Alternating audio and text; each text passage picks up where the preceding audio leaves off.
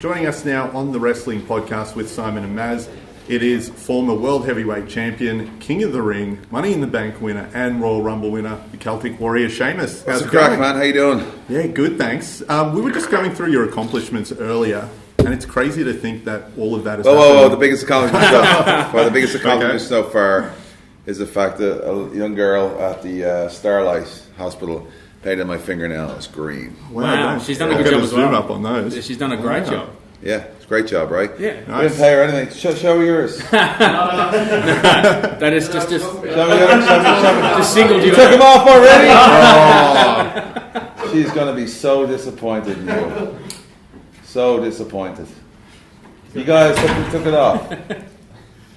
Fell off. I don't even know what you're talking about. You got to wear it with pride. There was no little girl, I don't think. Oh, no. You understand, I understand the importance how of big it. it was. That's right. You guys are the worst, man.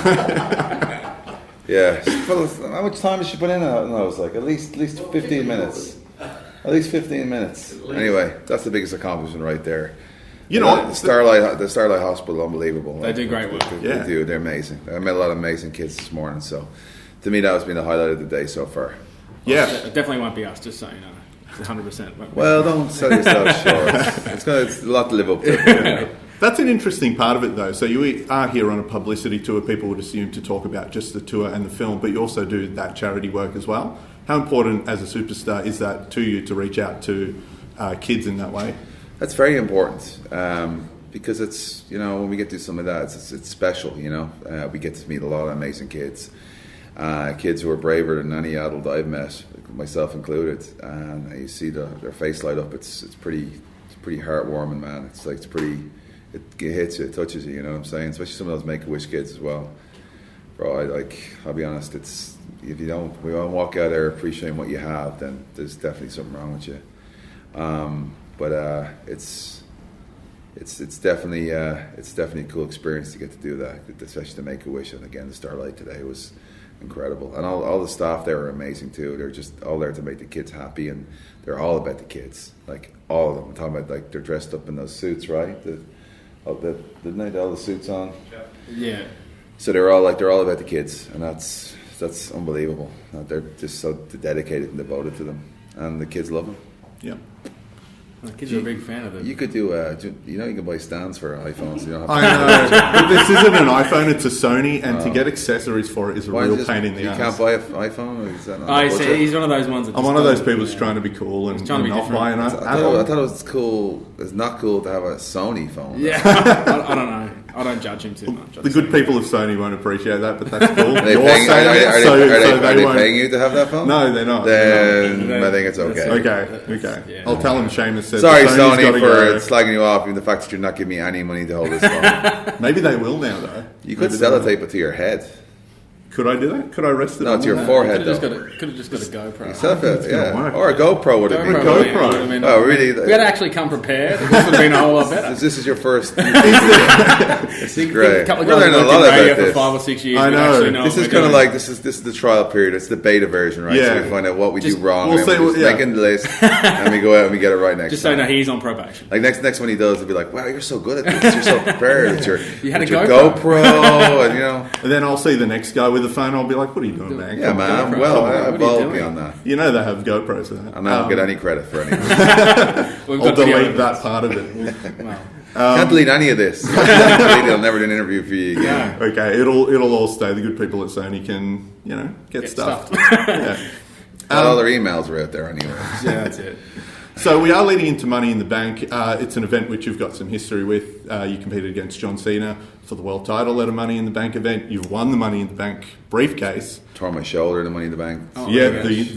injury. Almost got de-pantsed in a Money in the Bank by CM Punk.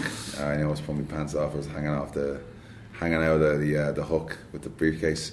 Yeah, it's a great match. I personally am not the biggest fan of the match. Being in it, been watching it, it's great. I've been in a lot of ladder matches. My favorite ladder match, I have to say, would have to be against John Morrison in 2010 when it was for the number one contendership match. I loved wrestling Morrison. He was a great opponent for me. But saying that, I feel like with Apollo Crews, who's come into the picture now, I feel like he is a very, very special talent. and I'm looking forward to tearing it up with him because I know we can. And we're in that position where not much is expected of us too, and I'm confident. We've had a few live event matches, and he's solid, man. He's in there. He's solid. I took it to him, and he gives it back. He's not just all a big smiley face. He's tough. He can go, and he's incredibly strong and incredibly agile. Do you think when you've got like those opportunities, incredibly bald, incredibly bald? That's I'm talking not one hair in his head, man. Hopefully, I think it makes him more aerodynamic, though. It's good when he's that standing shooting star press. When you get those type of opportunities, where, as you said, there's not much expected of you, do you think that's when you guys can actually excel in a match? Probably more than when you are, say, in a main event role, where everyone's focus is on your match. I think there's two trains of thought. I think you have a lot more to prove when you're not in that position. I think, true. But I'm just going to do what I always do, regardless if it's a 5-minute match on Raw or like if it's a pay-per-view match on, with Apollo or a title match on the main event. I'll still go out there and I'll do whatever I can. I'll give my best every time I put on my gear. I always do that. That's one thing I pride myself in, is not giving less than 100%, because I just respect my work and I have enough pride in myself that I just don't want to ever go out there and come back knowing I never gave everything I had, And sometimes that can stand out too with when you can see sometimes with guys, I think that they might be a little bit upset with time or something. I think sometimes if they don't, it can stand out a little bit. But that's happened to me, man. That's happened. I get upset about it. You got to get on with it. But when you want to go out there and have a great match, that's what people forget. You want to go out there and you want to tear the house down. How can you tear the house down with 5 minutes? You know what I mean? You just can't. No. So and the way live TV goes, you lose time, and time is cut away. So you want to go out there and tear the house down, but sometimes you can't, and then I don't think fans realize sometimes that it's a live show and things change dramatically, and that can affect everything. Yep. Now, speaking of tearing the house down, I was there live for WrestleMania 32 in Dallas, and what a moment it was! Not just the match against the New Day, but what was it like for you standing in the ring when Stone Cold's music hit? There's 100,000 people in the arena. In Dallas. How was that whole experience with the legends? legends? Here they come. Some old guys walking down. Just got the win, and now, here they come, trying to steal our glory, trying to steal our spotlight. Yeah, so I went back and I drank all Austin's beer after that. Yeah, so. How is his beer? We can't get it in Australia. It's IPA, this Broken Skull Ranch, is it, or something? Yeah. I drank it all. I just drank it all. Either you like. I already went back there and I just drank all his beer. So I got my own back. Even though I didn't take a stunner, I did drink all his beer. Yeah, no, that's fair enough. That's a fair repayment. So I think it's. I mean, not take. It kind of evens itself out a little bit. Yeah. We're talking about before with all your accomplishments. We're actually it's a little argument how long you've actually been in the WWE. It's only 7 years. Yeah. I was like, he's been around longer than that. That's what it feels like. You're now with this new era roster. It feels like you're a veteran. Is that a good thing or a bad thing? Well, that's what we're trying to work out. I think it's a good thing. That your character already has that cachet to be in the veteran role against a guy like Apollo Crews. Yeah. Are you okay with that? Not being considered of the new era? You're already in that? Oh, jeez, I'm not in the new era at all. There's no way. No, I still remember fondly when I first came in myself. I'm very happy with that, man. I'm very happy to help new talent. That's what I'm here for. I was helping when I first got here.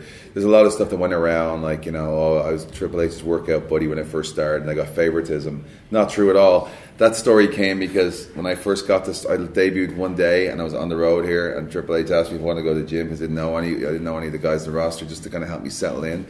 I worked out with the gym with him 3 times. I'm Triple H's life workout buddy. But there was a lot of jealous people in the locker room. Instigated stories, a lot of stories. But no, I'm here to help these. I'm here to do whatever needed of me. Whatever, I was WWE champion December when I cashed in.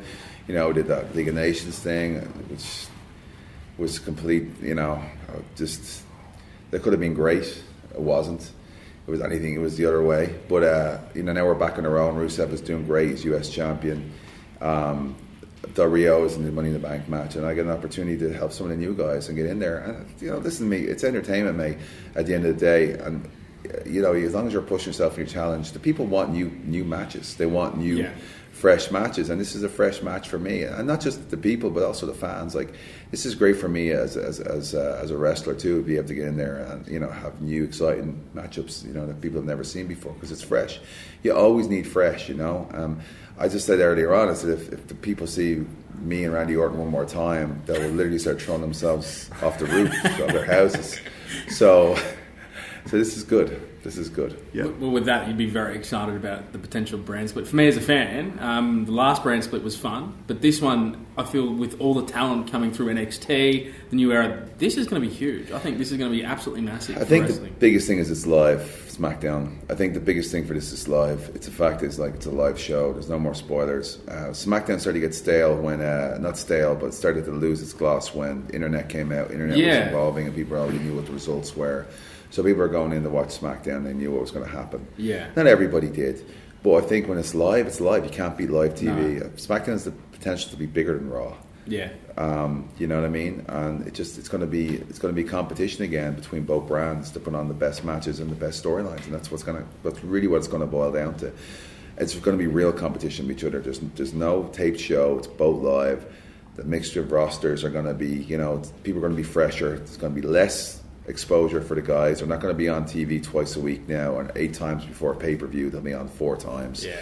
And with all the NXT guys who will come up, there'll be a lot of new matchups and new faces, new exciting challenges. Any apart from Apollo Crews, any superstars you're getting your eye on that you would love to get in the room with? Any of them at all, man. Baron Corbin's great. Big Cass. I'd love to do something more with AJ. We had a great match. Sammy, I haven't really had a chance. Kevin Owens. I mean, any of the guys. Anyone who I haven't wrestled before, I'd like to have it like a program with them. And it's a program, not just random matches, but an actual program. Yeah, a bit of a storyline to go with. There's a lot there. I've wrestled a lot of guys over and over, and I think new, fresh matchups will be a lot of fun. Nice. Now, and just finally, you'll be back in August for the Australian and New Zealand Please live God, tour. up to Michael Hayes to get his booking right. For anyone who hasn't seen the WWE live and only on TV, why should they get a ticket? Why should they get a ticket? It's the greatest show in entertainment. It's a fun family night out. It's action. It's excitement. There's all sorts of different superstars and divas. I can't say divas anymore. Female superstars. It's just a great night out. It's hard to say. The atmosphere when you walk in that arena is electric. It's just as involved with the fans as the guys in the ring. It's a very much a kind of football, soccer atmosphere or AFL atmosphere. Everyone's going there to have fun, to enjoy themselves, boo who they hate, cheer who they like, but just get emotionally involved in the show. It's an emotional roller coaster of a show, and you literally have everything you want. So I'm telling you watch it on TV, it's one thing, and it's a lot of fun, but when you're there in the atmosphere and you're seeing the action live, like close up, it's an incredible feeling. Especially walking out here in that arena, the tennis player arena. What's it called? Rod Laver. The Rod what? Rod Laver arena. Rod Laver. Was he like? What year was he? Good tennis player. In the 60s. He's still alive. He's still going. Yeah. Well, maybe he'll be there. You never know. You could. That's it. Couldn't put it better than that, Sheamus. It's been a pleasure. Thank you.